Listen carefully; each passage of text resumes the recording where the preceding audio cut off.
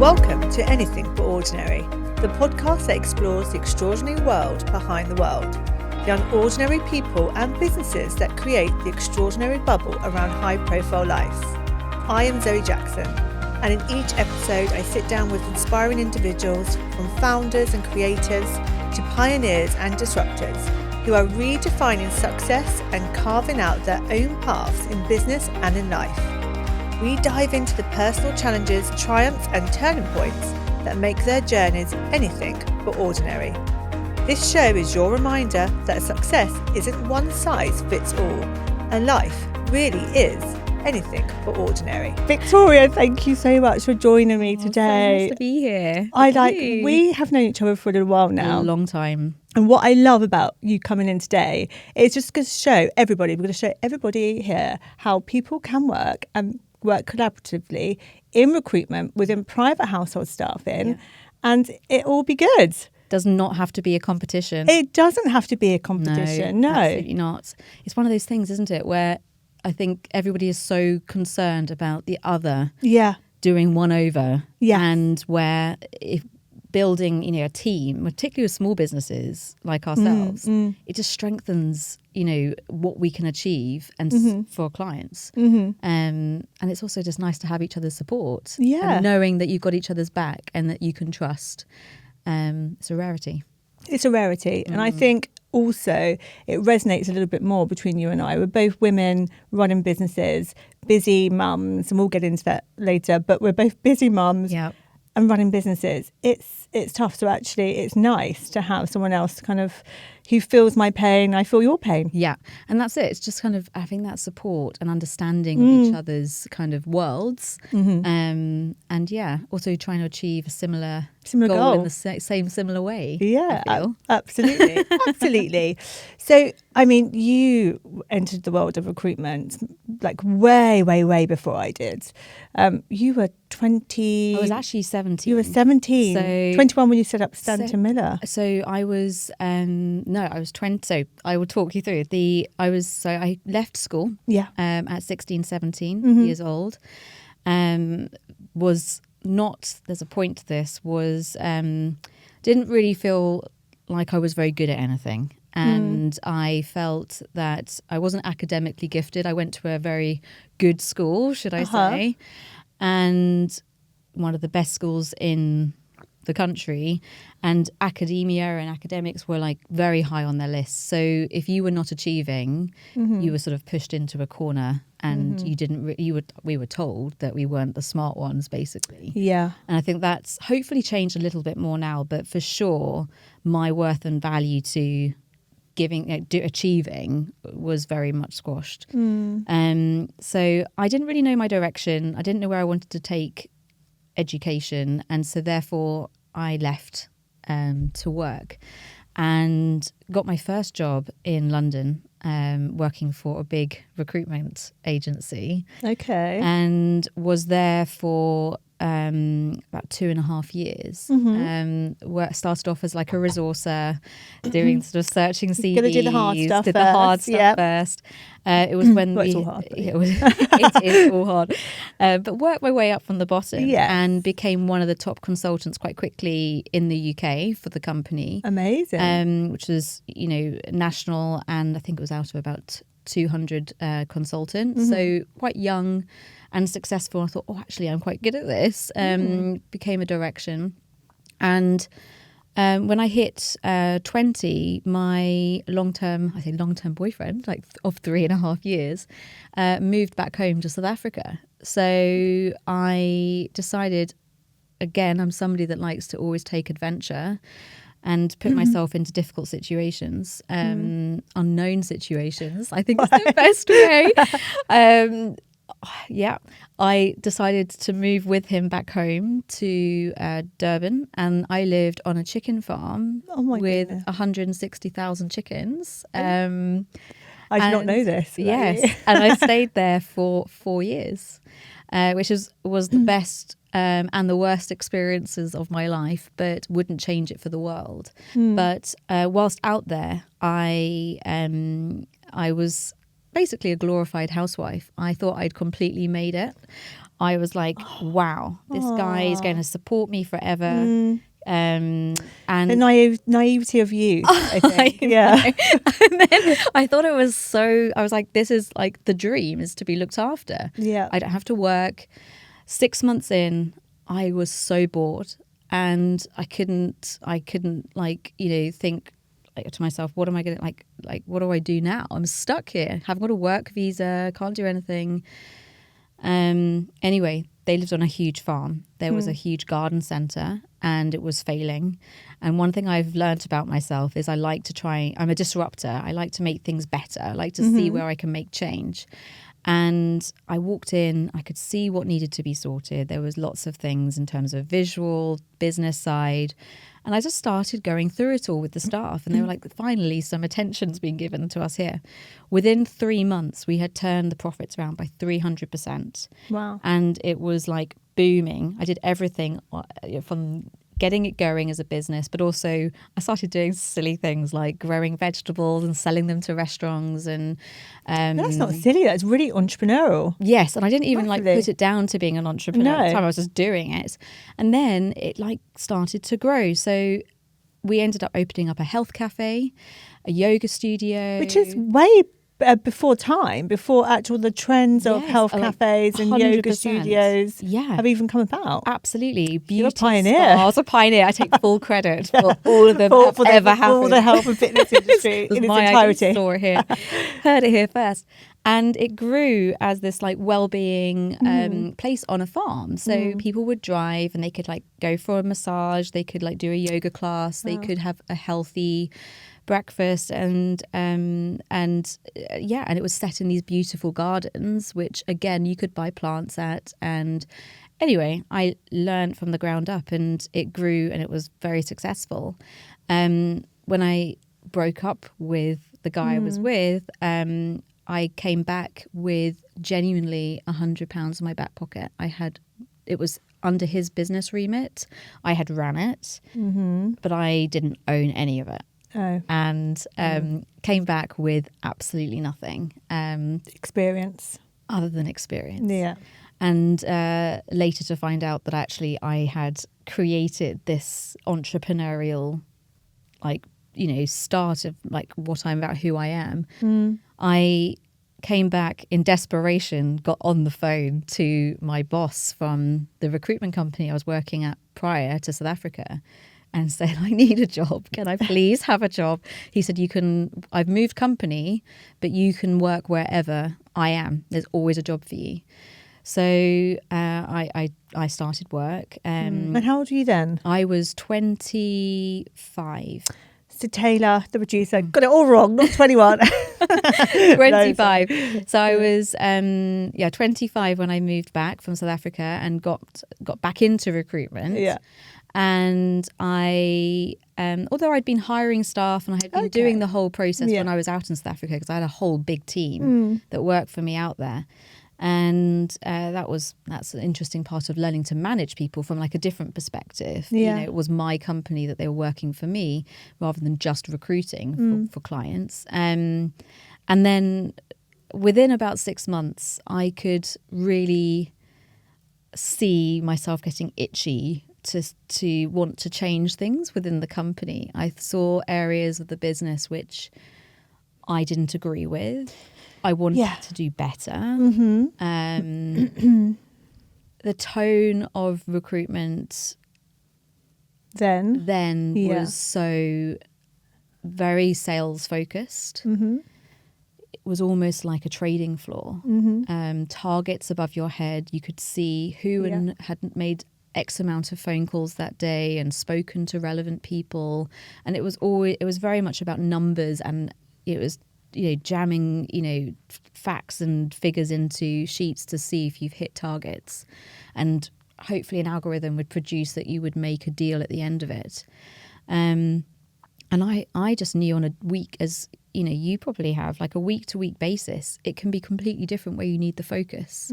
And not being given the flexibility to work on what needed to be done was really difficult. And my end point, really, where I wanted, like, really sort of, like, I could do this a lot better, was when I was told to close a deal with a candidate and get it done when I didn't believe the job was right for her. And I saw her future over the deal. And I think I've always been told I was too nice for recruitment because my moral compass just kicks in. Yeah. And I was like, but she's going to leave a job and take this one. Yeah. And I feel like we all know it's not right. But all they could focus on was the short win and the deal. Of course, yeah. Not the outcome. Making the money from the placement. Making the money. Yeah. Mm-hmm. And it was all about the candidates getting the job and the client having it filled and them getting the money. And I was like, but this isn't going to create any long-term relationship between either party. No. And this is no good for her. And I felt really, they made me do it. And and it didn't work out. And I knew it wasn't going to work out. And I felt really, really bad about that. And I knew going forward that I just hated that feeling of controlling people's outcomes. And all I wanted to do was actually help them get the right thing and clients to have the right person. And their system just didn't work in that way for me. So, yeah, so I was living with my family have a place in the Barbican, and I was living with my brother-in-law at the time, and I kept coming back time and time again. I hate what they're doing. This is just not fair and not on. And he said, why don't you start your own company and do it your way? And I was like, what?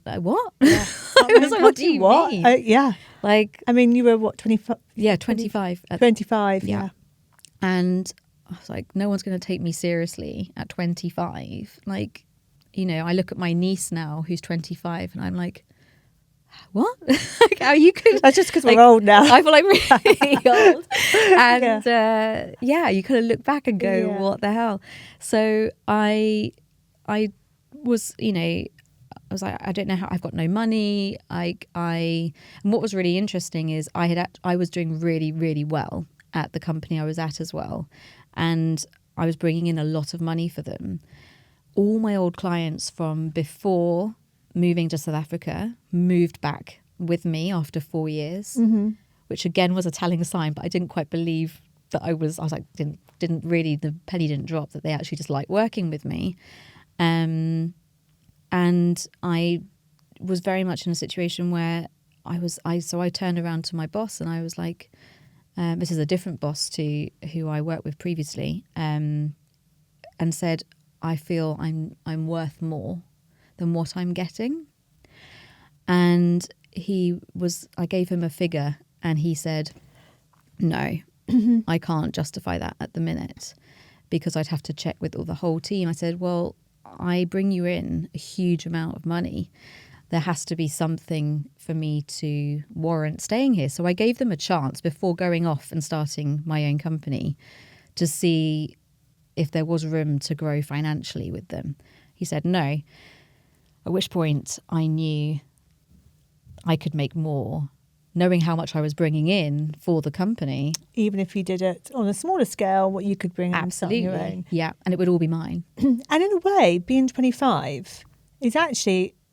it's having no responsibilities to say really like probably we do now. Yeah. It's actually probably a really good time to set up on your own and walk away because actually taking a total risk. The risk is still high. Yeah. But it was minimised from the fact that nobody else would, fail with me. It would just be me.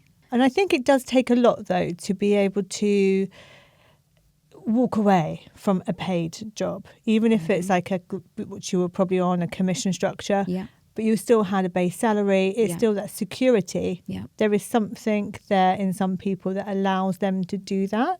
And there is the base salary, as you well know. You get the commission, but you get paid it after. So I knew when I was going to walk away that I was going to walk away for money that I had earned, because I would never receive the commission that I made. Even though you made it. Which is why it took me 3 months to walk away. I was like, I can't, but it's so big. The commission's so big. I was like, the money's right there. And I just was like, well, any good employer would have.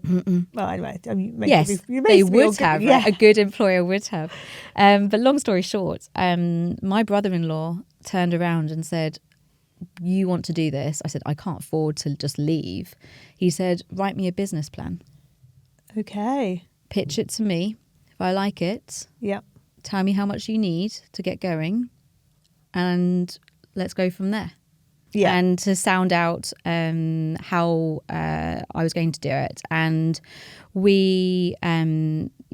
and he was like, "This is going to work. Like, I've worked out I needed about 3 months' salary to keep me going." Yep. And I started off, I quit. Yep. At which point my boss at the time then offered me the money. Of course he did. That I had asked for. Which I dislike very, very much. Yeah. And we'll talk about that later, but in terms of recruitment, we're working with clients, we see all the time, and it's like, why? Yeah. And exactly. So this is where it comes into helping our people, you understand, your value. And so at which point I turned around and said, no, but thank you. And I started off with a phone, a laptop, and a notepad at my friend's dining table, which I'd moved into at the time in Putney, and just started like connecting with people, looking for networking events, and it kind of went from there. I went to my first big networking event, which really took it off for me, was Richard Corrigan's tasting chef. I got invited completely by just emailing people and contacting people. I got invited, went in and bumped into this really lovely girl who got chatting to, and it turned out she worked for a big top producer. And after the event, she said, "We've got this role. Would you help us with it?" I was like, amazing. This is like a big name. This is going to, if I get this right, it's going to launch me into a whole area. And it did completely, I was almost to the point where when I was at that networking event, I was trying, this is another thing, I was trying to make myself sound different to what I was. Yes. So I think we've all been like trying to make my company sound bigger, more successful. It was actually like my dining 6 table. Yes, we are very established. Yes. And what sort of clients do you work with? Well, I have literally 2 clients.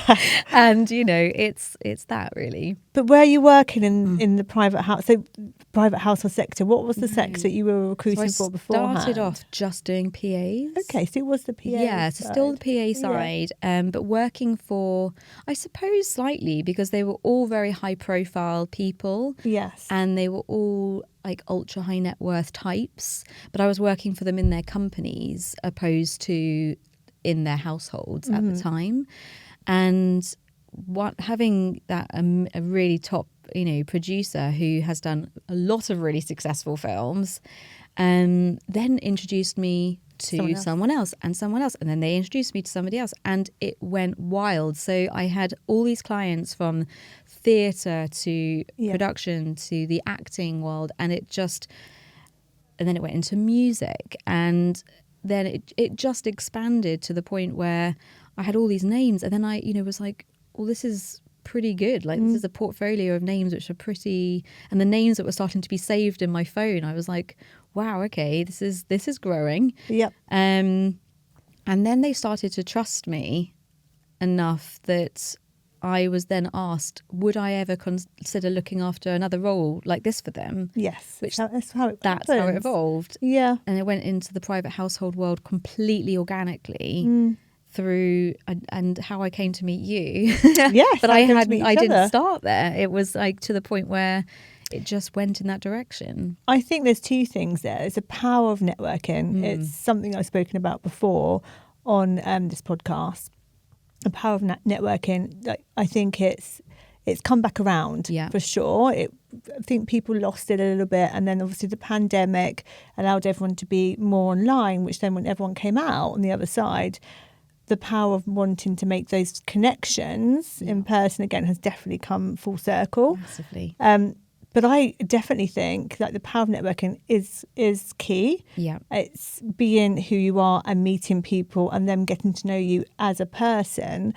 And the second part of that is just the tenacity to be able to just get on and do it. Yes. Like, yeah, it's massively so. I think it's like a huge believer that, again, being small is powerful. Yeah. And I really stand in that ground now, where before I was trying to be something else, to the point that I was trying to recreate my website to look like someone else's. And my business plan initially was basically a copy of someone else's. But it's hard to find out who you are when you're starting what's the a business about? Like, I knew what I wanted to try and achieve, but I didn't really know what I was about and what my essence was about and where I was going with that. But as I've gone on, it's like, well, stand in the ground of who you are. Like, we're small, but we're powerful. And I love that. Small but powerful. It's basically me at 5'3". It's a representation of you. I think it's it like is. More.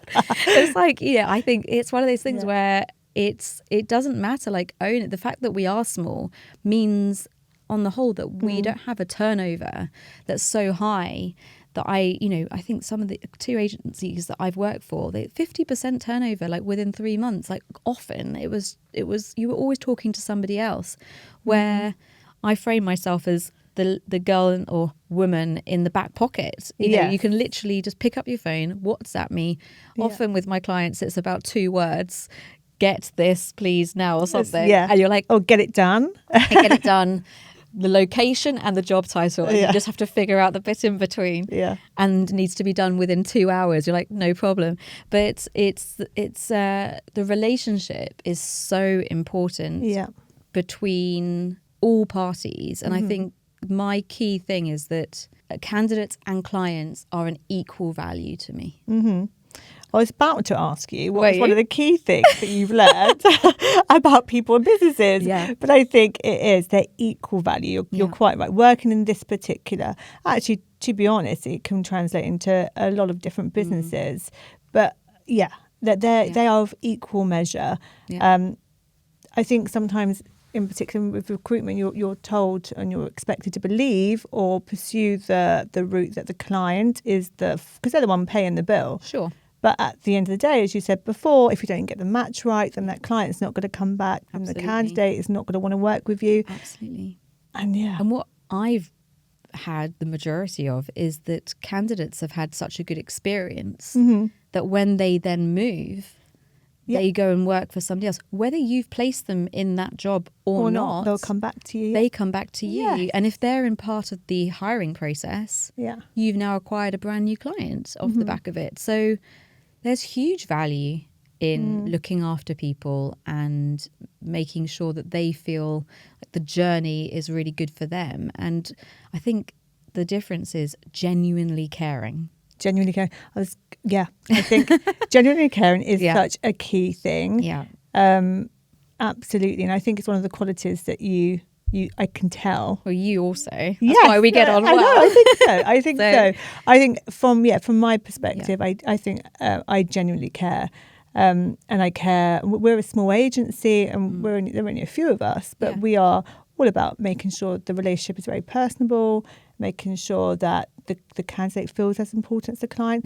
Look, not every placement's going to work. We all know that. Of course. And I think as long as everything is as transparent up front, Absolutely. this client is X, Y, and Z. And yes, there might only be this amount of longevity, or this candidate has moved around and there is a possibility that something may change in their life in 6 months' time. I can't guarantee that. I think that's what we have to remind ourselves. We are in a business of dealing with people. Yes, exactly. People change on a day-to-day basis. I mean, I change from morning to night. Like, I literally can be really happy in the morning and really irritated and angry in the evening.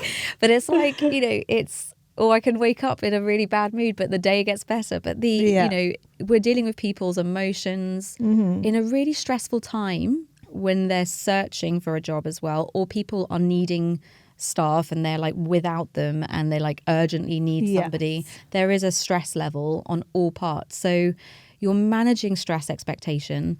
I think we're dealing with people. So as you say, things happen. People change their minds. That's normal. But I think the best way is to, like you say, to keep very transparent, being as open and as clear as you possibly can with what situations are, and giving them the good and the bad along with the journey that they're in.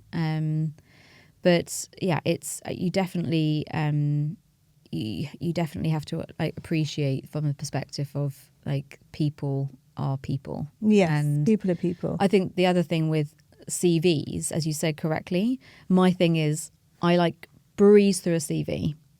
When I want to get to know the bits in between the jobs. Who are you? And I think people forget a lot of the time when they interview that this is a person. It's not just a piece of paper. Like there's a gap on your CV. Don't just think, oh, it's a negative. Like there might be a really good, interesting reason that somebody's had that and that's created an incredible life experience or an understanding or an awareness within them that's made them an even better person in what they do. So it's really understanding that this is a life on a piece of paper. Yes. It's like normal to have ups and downs and not to judge them off the back of that.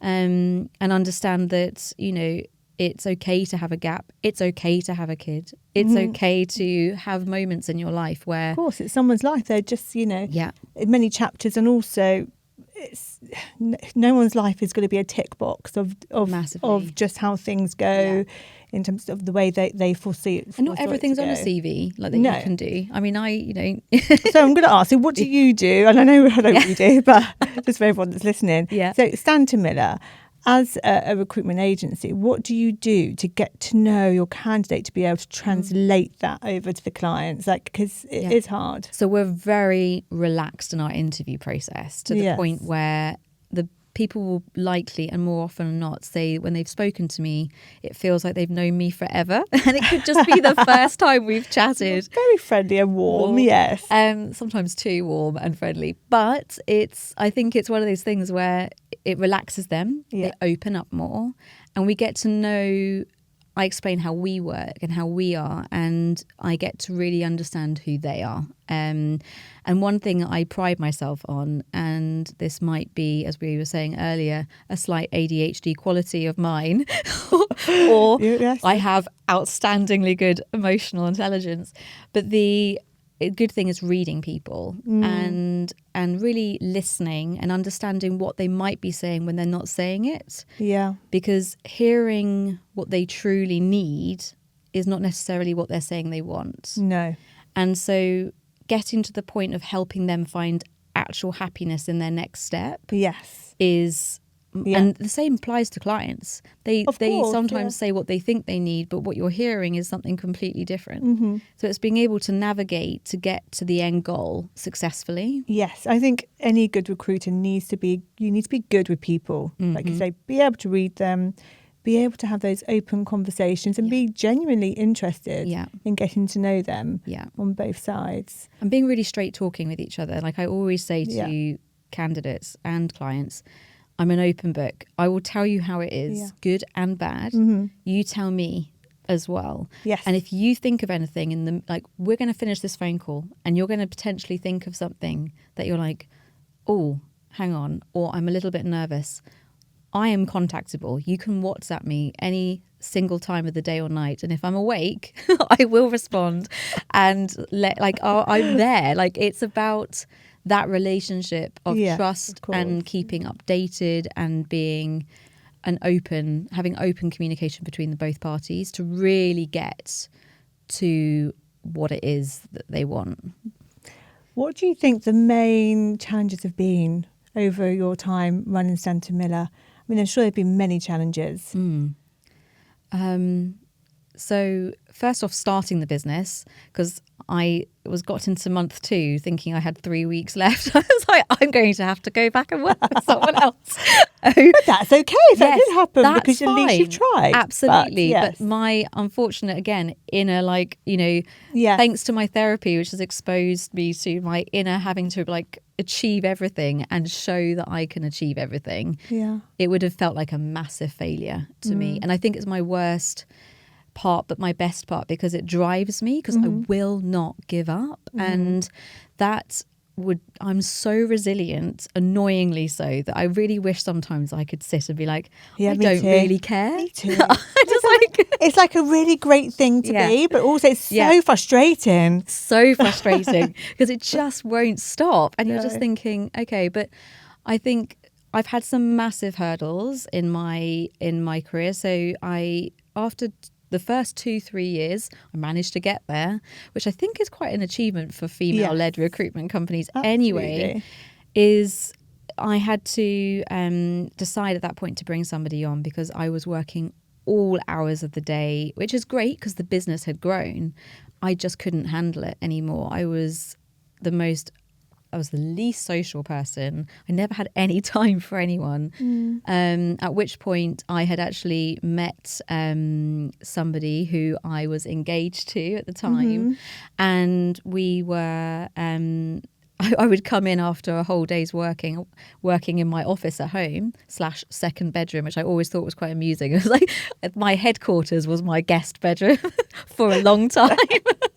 But it wasn't to any clients or candidates. No. Only they could see in the space. And I used to come in and just not want to talk. And I just would be silent at the end of the day. And it was like, how was your day? And I was like, I don't really want to talk. Yeah. It was like the least, But it's because you do talk all day. You really and do. If you're on your own, you're doing everything. And I'm good at talking a lot. You are. Yes, you are. And like a lot of my friends will say, like, you could chat for England. I would win competitions. Yeah. But there is a point where, as you say, if you've literally been on the phone the whole day, you're like, oh my God, I'm exhausted. I just need to be quiet. But I got married. The hardest things I've had to navigate is things alongside my work. Yes. And obviously we all had COVID. Before COVID hit, my husband got diagnosed with a brain tumour. Yeah. And at the same time, I fell pregnant. And which we couldn't believe because we fell pregnant literally 2 days before he started chemotherapy. I was like, this is like pot luck. Like, how did that happen? And we called her like Pip. We were like, this is like our miracle baby. Like knowing that we would never be able to try naturally after the chemo, we told that would never be a possibility. Okay. And he started chemotherapy, intense chemotherapy and radiotherapy. And we went to 12-week scan to find out that she had died. He had died. We never know. Oh, sorry, Victoria. No, I actually didn't know that. Yeah, part. At 10 weeks, so 2 weeks prior to the scan. At which point Nick and I looked at each other, full well knowing it wasn't going to be a simple case of like just trying again next month. No. We knew it was going to have to be IVF at that point. Yeah. So navigating not only his emotions alongside my business and supporting him, driving him to all of his like therapies that he needed, and being in emotional support, but also having to deal with the emotional side that I was physically going through. And I had to have I had a miscarriage, so I basically had to go for an operation because I just wouldn't let go of the baby. And so I started the journey of IVF, which took 2 years to get onto the list with the NHS. And we ended up getting on it 2 years later. We had IUI and IVF, neither of which worked. Okay. And at that point, I knew I only had 5 goes left because of what we had to work with. And I didn't know with Nick's condition how long we'd have. And he really wanted to be a father. And what was Nick's diagnosis at that point? He was given 5 to 7 years when he got diagnosed and he was, I'm trying to think how old he was. He was 29 when he was diagnosed. And unbelievably sad. Yeah, and such a fit, healthy, great guy. I literally on our first date, I phoned my mum after and said, I mean, I've always worn my heart on my sleeve, but I said, I'm going to marry him. And I did. It was like written in the stars for us. And even his mother said that she had never heard. He wasn't quite as elaborate as I was to my mum, but he was like, I need you to meet someone, and that for her was like, this has never happened. This is the before. telltale sign. Yeah, he is in love. He's like feeling something, and so we both knew we had such a close relationship, and an amazing journey. And I think, you know, we went through the IVF process. It didn't work, at which point I was like not wanting to waste any more time. His treatments were going well and things were very stable, which is why we were continuing. And they were like, this is looking really good, this is really positive. And you're always in hope, and you're always thinking you're going to be the one that beats this. There's going to be a cure. Yeah. Like, this is going really well. Like, you know, we're beating this. This is great. And I always from the get-go knew he'd be the world's best father. So I was very much like, this is going to happen. I knew in the back of my mind there was always a possibility that he might die, and that was something I had to come to terms with. But I always felt that the right man was better than the wrong man, regardless, to be the father of my children. And you couldn't ask for a better dad than what he was. So we had, I typed into Google, being my frantic self, best IVF clinic, like basically in the world. The world, yes. Needababynow.com. Like, you know, and I basically found one on Harley Street, and it cost a lot of money. I'm not going to lie. I could have basically bought 2 homes, I feel, like up north. But I woke up every morning at 6 a.m. I went to Harley Street every single day for 9 months and had blood tests. And then I paraded outside Dalesford in Marylebone to go and have breakfast. Then I would go back for a scan, another blood test. And then I would go back and work some more. Wow. And then I'd be let go in the afternoon. And I did that every single day, including weekends, for 9 months. Obviously, I found out I was pregnant within the first month of that, and then they monitored me throughout. But it was a very big process, and I was, thank God, because I don't think I could have afforded to do it again, but I was working frantically to pay for my treatment, like on a daily basis. It was thousands of pounds a day. It was like in, out. And when they announced that there was 2, but then they continued to search, I was like, please don't tell me there's more than 2. Oh, you would have still been blessed. You would have been absolutely blessed. I would have been blessed, but I was like, I don't know if I could cope with triplets. Amazing. There was a chance. So twins. Yeah. You know, Victoria, I have to say, I think maybe it could have even been, this is how long ago we actually saw each other face to face. We've spoken loads of times on the phone, in touch. but actually face to face, I really do think this was the time that we last saw each other. Yeah. We went and met with an old colleague of mine, and we met at a club in near Putney. Yes. And not a nightclub. Yeah, middle of the day. And we went there, yeah. Day disco. But it was a really, really beautiful day, and we were chatting, and you know, you were telling us about the fact that Nick had this diagnosis, and you were working, and you were just such a happy, like, in your person, no one would ever have known. You were like firefighting at work. Yeah. Nick had this diagnosis. You were saying you were about to start this IVF journey. You've just found someone at Harley Street. Yeah. And then, you know, at that point, little did you know that, you know, a month later, it would have been a success, and the pregnancy would have started. Yeah. But that is like such a key quality of yours. Just the cover up. No, the fact that you are, you know, a very optimistic, happy. I mean, you've got to have a certain mindset to be able to get through what you have got through. Nick's mum always said to me, "Thank God he found you," because Nick was naturally not optimistic at all, which is why it probably worked. Yeah. But I mean, I'm a natural leader. I would just like tell him that he had to be happy in a way, but I would never let him give up on living life. And bizarrely, he taught me the same in return, because when you're faced with that, you do. really appreciate it. And you also feel like people talk a lot of crap as well, because you think just grow a pair. Yeah.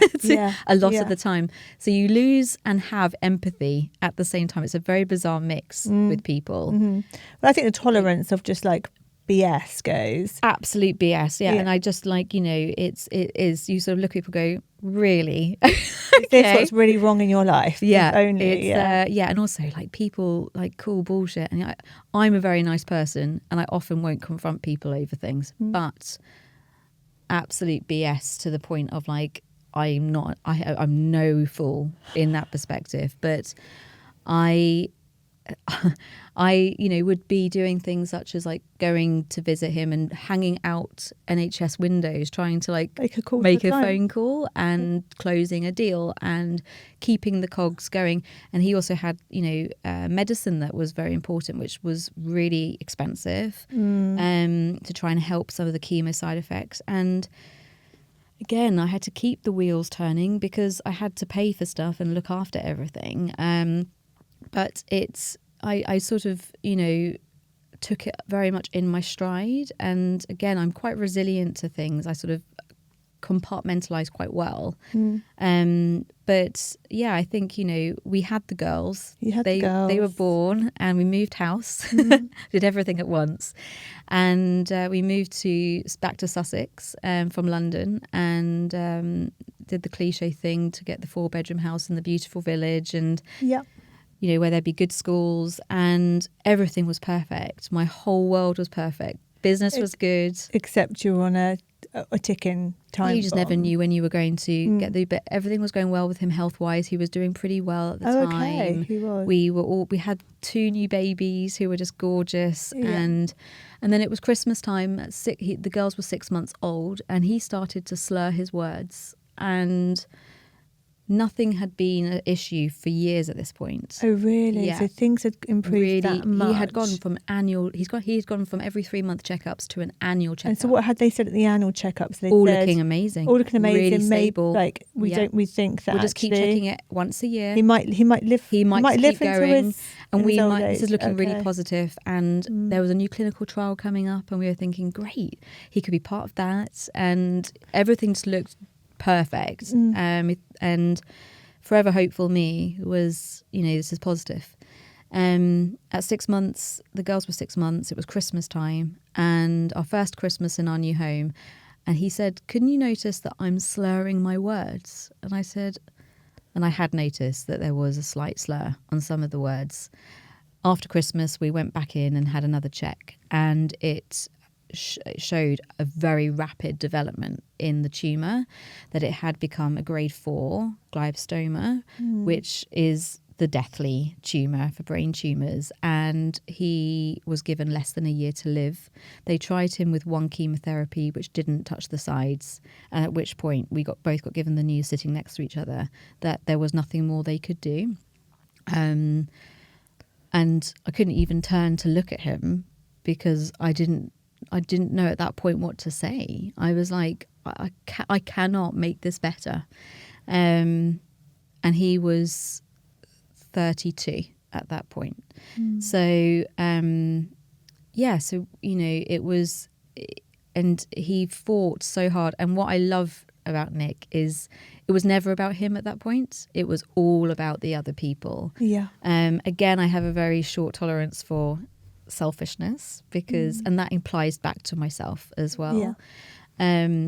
Because we're so lucky to just get one more day. And I know that sounds very woo-woo, but it doesn't sound woo-woo. So it true. It's very true. And I always think to myself, what would Nick do if he was back for another day? But he was he lost his voice towards the end completely, but he could always say my name and we could always talk to each other even with no sound. It was like the most strange relationship in that we just had this real understanding for each other. Yeah. And I could speak for him. I knew exactly what he was trying to say. But yeah, and he unfortunately passed away in November 2020. And I managed to get him into a hospice that night and we ended up at 6 a.m. He unfortunately passed away that night when we went into the hospice. I was handed back his wedding ring, and all that happened in a space of about 2 hours. And I just lay on the bed with him for an hour, and he'd gone. But I just couldn't leave. I knew that was the last time I was ever going to see him. Came back. My parents were at my home. I took a shower. It was 6 a.m. I cried like you've never heard somebody cry in the shower. And then I carried on being mum. And there was never... Oh, gosh, I'm sorry. There's too much for me to handle. Sorry. It's like, yeah, that was it really. But I talk about like, I never had like an off day or like sick time or like grief, moment. It was like, I have to carry on because there is no other option. I have to keep earning. I have to keep looking after the girls. You have to keep being a mummy to your girls. And the girls were 17 months old at that point. So I was and they woke up and they don't know their dad's gone. And that's it. They will know. Well, they did know that there's someone else not there. Yeah.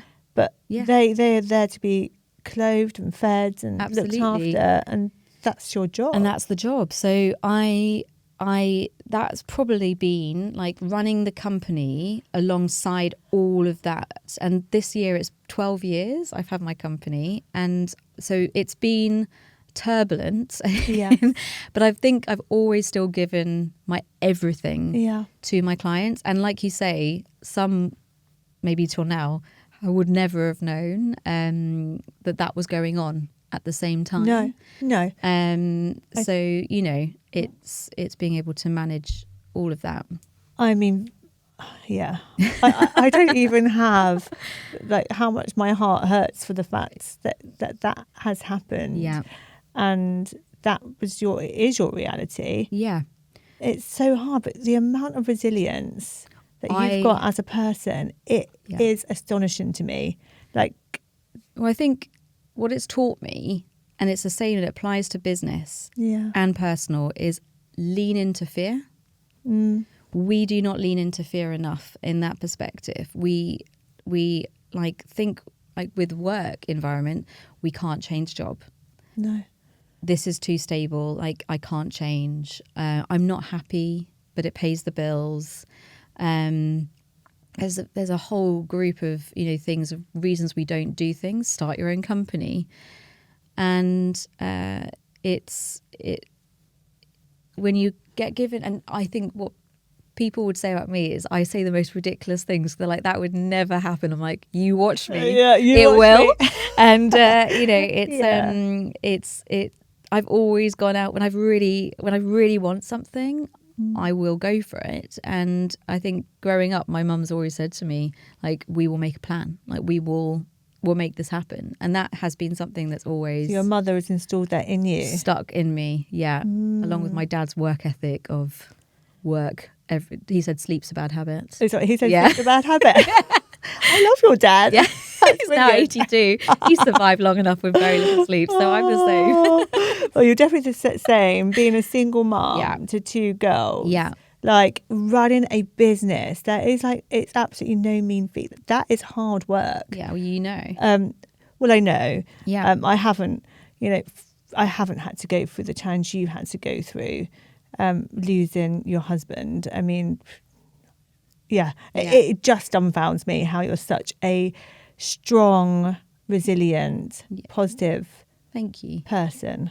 And I know that's surface, and there's probably days where you're not, but I'm an unusual soul because I was a widow at 33, which is a rare situation. And when you get given that like life experience, if you like, you completely have a different perspective to life. And so you view things really differently. So it's really difficult sometimes to relate to people of your own age because they don't always see how you see things.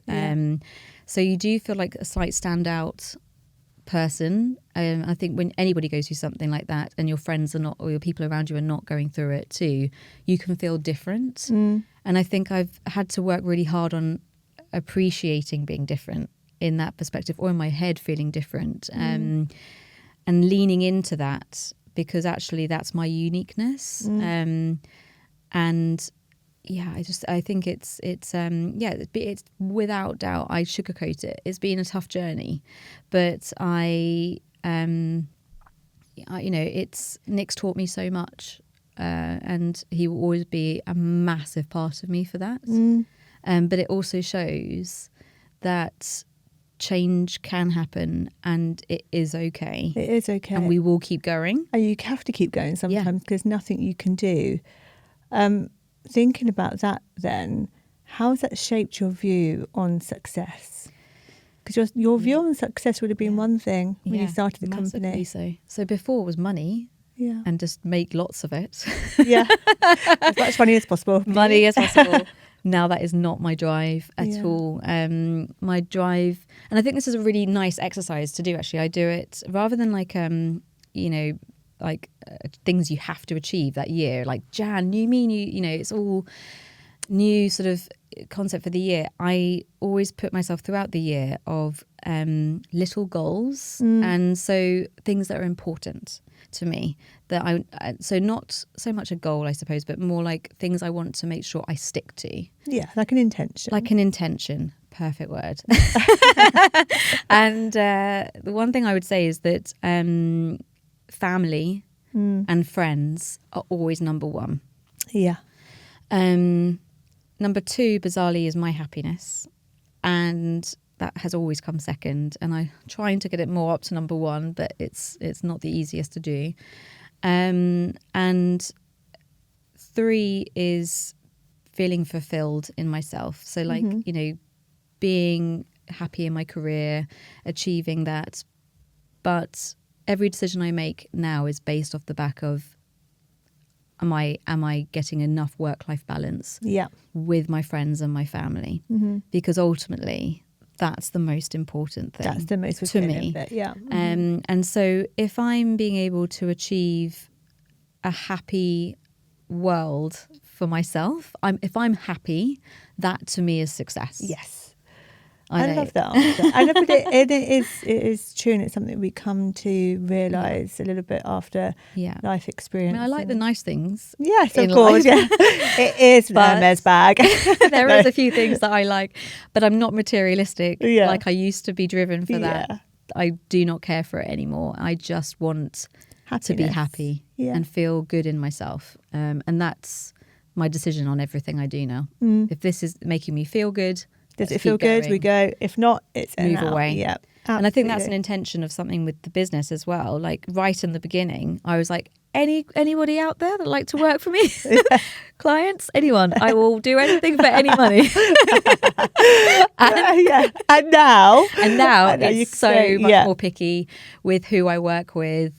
I will say no to things. I will be much more clear in who I want to work for, because that's a reflection of me and I'm there to protect my candidates too. And your company is you. 100%. It's 100% yeah, you. Absolutely. So. Exactly. Oh my goodness.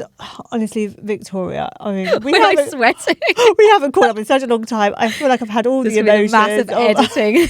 Let's delete the last 12. No, I do you know what? It's much to say. With so much to say, we're definitely going to catch up more off air, I guess we could say. But look, you have had such an amazing journey. It's definitely not ordinary. I mean, to be honest, I don't think most people's lives are ordinary. No.